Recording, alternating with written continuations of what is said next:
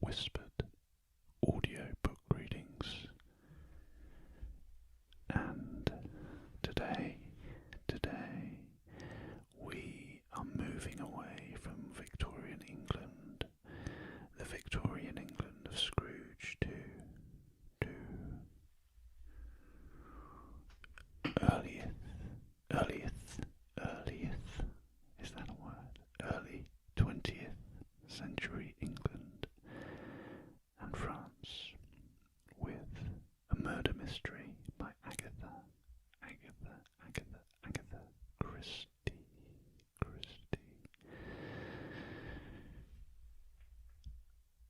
The Murder on the Links. So this was inspired by a visit to the cinema the other night to watch the movie of The Death on the Nile, the new, latest version of this Agatha Christie book. Kenneth Branagh, the film director and actor, his version. I enjoyed it. I enjoyed the movie. I doubt very much that it's going to win any major awards. It was entertaining and good to watch. A good yarn. I actually remember seeing an earlier version as a child, probably at Christmas time, starring Peter Ustinov as Poirot, and who else?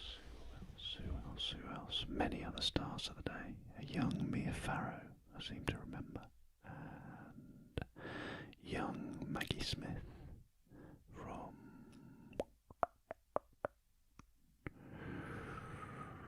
Downton Abbey, if you've ever seen that.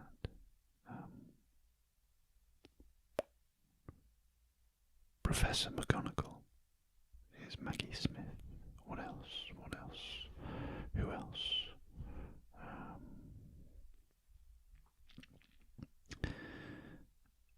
Anyway, Kenneth Branagh, he was good as Poirot, but for me there was actually a woman, young woman called Emma Mackay, who played one of the main characters, a spurned lover out for revenge. Yeah, she seems to stand out head and shoulders above the rest for me, in my opinion. Anyway, this wasn't supposed to be an in-depth movie review right now. The one thing that really kind of hit me was the geography of the pyramids. I don't know if anyone listening has ever been to Egypt or the pyramids at Giza, but the pyramids and the Sphinx in the film seemed way off. I actually travelled to Egypt a year before I went to university, a long time ago, over 20 years ago now. Anyway, giving a clue that I'm not a young man of ASMR. Anyway, let's see my numbers, subscribers drop overnight. Anyway, I saw the Sphinx and the pyramids of Giza at the time, even climbed a couple of the smaller pyramids, and yes, my memory may be a little bit hazy, but one thing's for sure, the Nile River is nowhere near the pyramids of Giza. Well, at least not as close, so close that you can roll up on a steamboat and park next to the Sphinx, which was basically how it was portrayed in this movie. There did seem to be CGI. I'm sure there was. This was filmed during lockdown, so I bet they couldn't even get to film at the actual pyramids. So that was probably all fake anyway. But still, it still looked impressive, even if the geography was way off. So yeah, apart from the geographic howler, and yes, that aside, it was good. I would recommend it. What's the point? What's the point I'm making about the death on the Nile? Well, that kind of gave me the idea to come back and start reading The Death on the Nile. But that was actually, I can't speak properly tonight. Actually, speak clearly and precisely. It was written in 1937, so the book is still in copyright for another 10 years, I think. 95 years is generally the rule in the most Western countries, well, in the US at least, for copyright, length of copyright time before it becomes free of copyright. I could probably read it on my small channel and nobody would take any notice, but or maybe just read one chapter and claim that as fair usage, but yeah, I don't want to do that. I don't want to do that. I kind of agree with the copyright laws. They're there for a reason, and I've actually written some books under a pen name. Nothing to do with ASMR or cooking. They are in a completely different genre or market, non-fiction. But it takes a hell of a long time to write anything half decent, and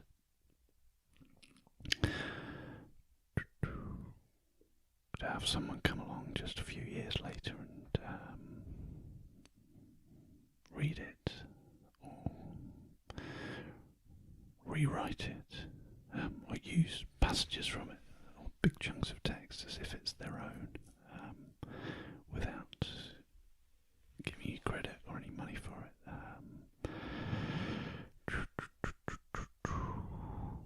It's kind of out of order, I would say, and which is why copyright law exists. But I know it's almost fashionable now to just steal people's work and just rip off people left, right and centre, particularly with the ease of plagiarising and copyright theft on the internet.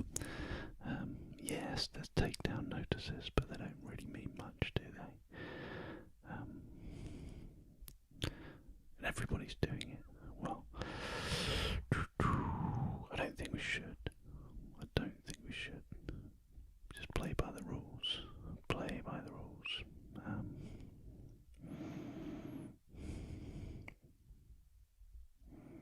I know people think life's short.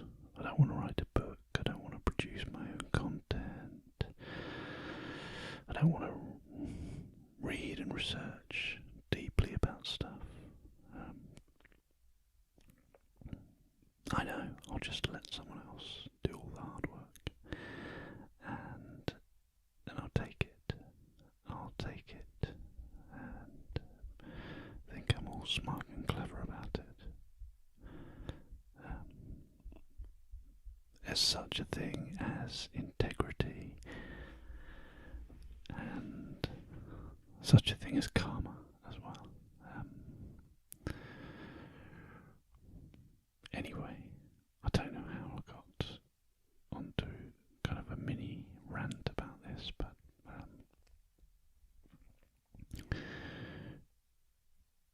so that book, Death on the Nile, is still under copyright. But this book that I found, Murder on the Links, I'd not heard of it, but it's actually the first full-length novel by Agatha Christie to feature the detective Hercule Poirot, and I'm going to read that. Because I can read every single chapter without fear of getting slapped with a copyright violation or a takedown notice, because it's over 95 years old. So anyway, enough of this rambling about this and that.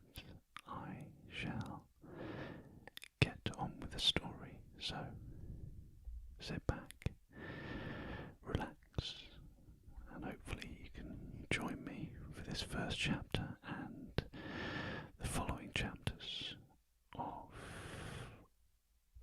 The Murder on the Links by Agatha Christie. Chapter 1. A Fellow Traveller. I believe that a well-known anecdote exists to the effect that a young writer, determined to make the commencement of his story forcible and original enough to catch and rivet the attention of the most blasé of editors, penned the following sentence: "Hell," said the Duchess. Strangely enough, this tale of mine opens in much the same fashion. Only the lady who gave utterance to the exclamation was not a duchess. It was a day in early June. I had been transacting some business in Paris and was returning by the morning service to London, where I was still sharing rooms with my old friend, the Belgian ex-detective Hercule Poirot. The Calais express was singularly empty. In fact, my own compartment held only one other traveller. I had made a somewhat hurried departure from the hotel and was busy assuring myself that I had duly collected all my traps when the train started. Up till then, I had hardly noticed my companion, but I was now violently recalled to the fact of her existence. Jumping up from her seat, she let down the window and stuck her head out, withdrawing it a moment later with a brief and forcible ejaculation: "Hell!"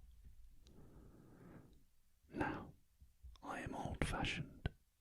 A woman, I consider, should be womanly.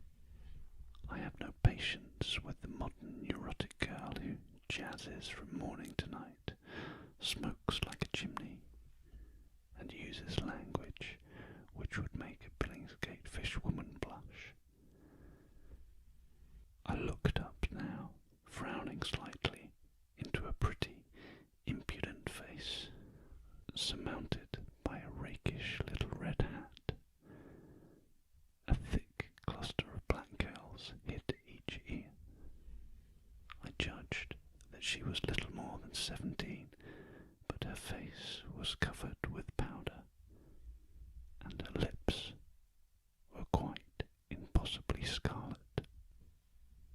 Nothing abashed, she returned my glance executed an expressive grimace.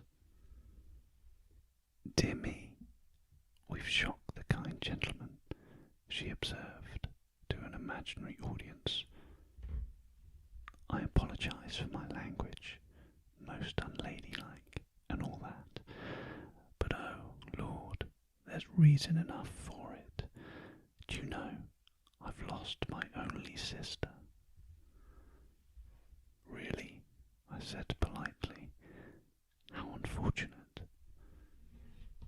"He disapproves," remarked the lady.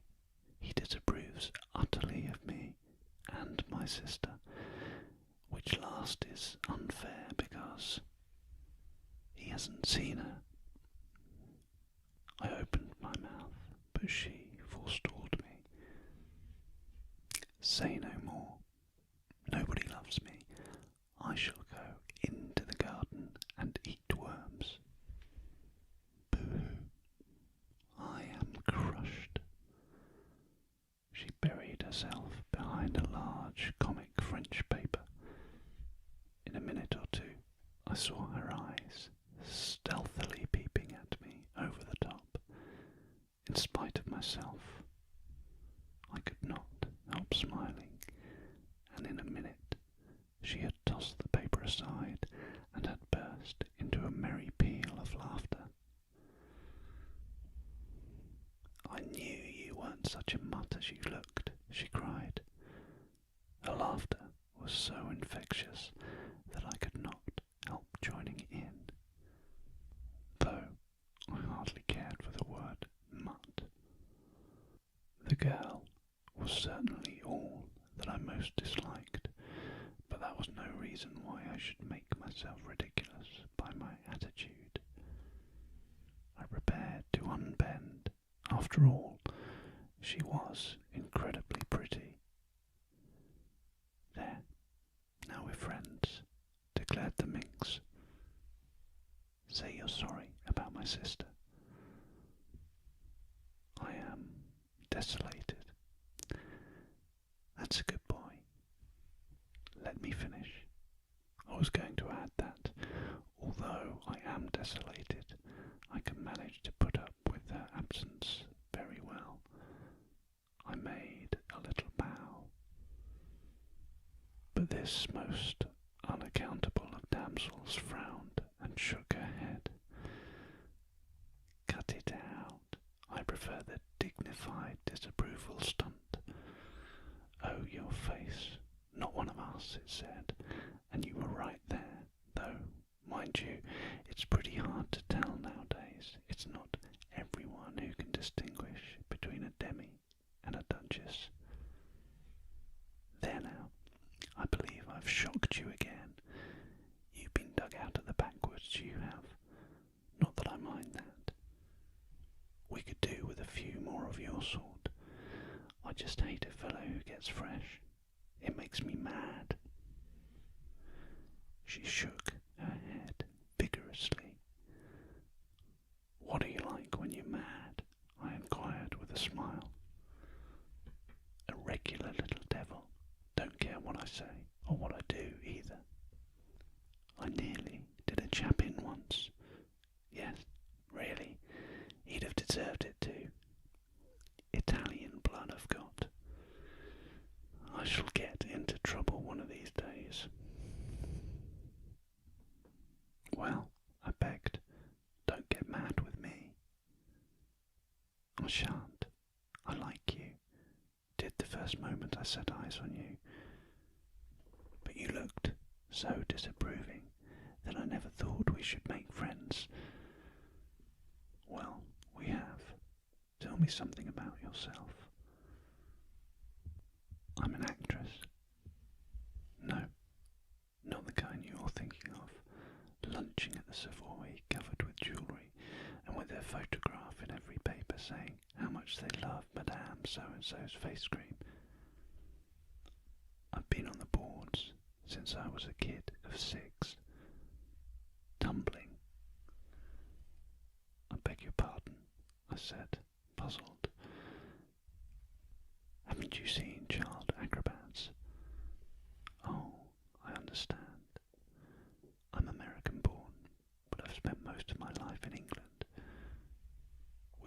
show now. We, my sister and I, sort of song and dance, and a bit of patter, and a dash of old business thrown in. It's quite a new idea, and it hits them every time. There's to be money in it. My new acquaintance leaned forward and discoursed volubly, a great many of her terms being unintelligible to me, yet I found myself evincing an increasing interest in her. She seemed such a curious mixture of child and woman, though perfectly worldly wise and able, as she expressed it, to take care of herself. There was yet something curiously ingenious in her single-minded attitude towards life, and her whole-hearted determination to make good. This glimpse of a world unknown to me was not without its charm, and I enjoyed seeing her vivid little face light up as she talked. We passed through Amiens. The name awakened many memories. My companion seemed to have an intuitive knowledge of what was on my mind. Thinking of the war, I nodded. You were through it, I suppose. Pretty well. I was wounded once, and after the Somme they invalided me out altogether. I had a half-fledged army job for a bit. I'm sort of a private secretary now to an MP. My, that's brainy. No, it isn't. There's really awfully little to do. Usually a couple of hours every day sees me through. It's dull work too. In fact, I don't know what I should do if I hadn't got something to fall back on. Don't say you collect bugs. No, I share rooms with a very interesting man. He's a Belgian, an ex-detective. He's set up as a private detective in London, and he's doing extraordinarily well. He's really a very marvellous little man. Time and again he has proved to be right where the official police have failed. My companion listened with widening eyes. Isn't that interesting now? I just adore crime. I go to all the mysteries on the movies, and when there's a murder on, I just devour the papers. Do you remember the Styles case? I asked. Let me see. Was that the old lady who was poisoned somewhere down in Essex? I nodded. That was Poirot's first big case. Undoubtedly, but for him, the murderer would have escaped scot-free. It was the most wonderful bit of detective work. Warming to my subject, I ran over the heads of the affair, working up to the triumphant and unexpected denouement. The girl listened, spellbound. In fact, we were so absorbed that the train drew into Calais station before we realised it. My goodness gracious me, cried my companion. Where's my powder puff? She proceeded to bedaub her face liberally, and then applied a stick of lip salve to her lips, observing the effect in a small pocket glass, and betraying not the faintest sign of self-consciousness. I say, I hesitated. I dare say it's cheek on my part, but why do you do all that sort of thing? The girl paused in her operations and stared at me with an undisguised surprise. It isn't as though you weren't so pretty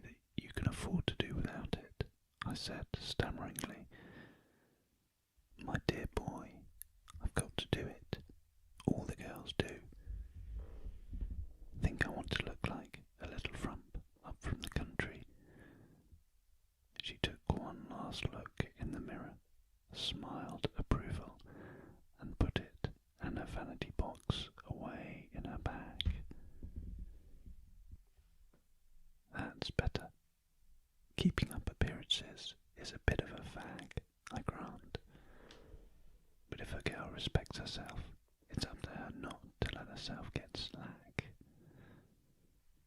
To this essentially moral sentiment, I had no reply. A point of view makes a great difference. I secured a couple of porters and we alighted on the platform. My companion held out her hand. Goodbye, and I'll mind my language better in future. Oh, but surely you'll let me look after you on the boat. May not be on the boat. I've got to see whether that sister of mine got aboard after all, anywhere. But thanks, all the same. Oh, but we're going to meet again, surely. I hesitated. I want to meet your sister. We both laughed. That's really nice of you. I'll tell her what you say. But I don't fancy we'll meet again.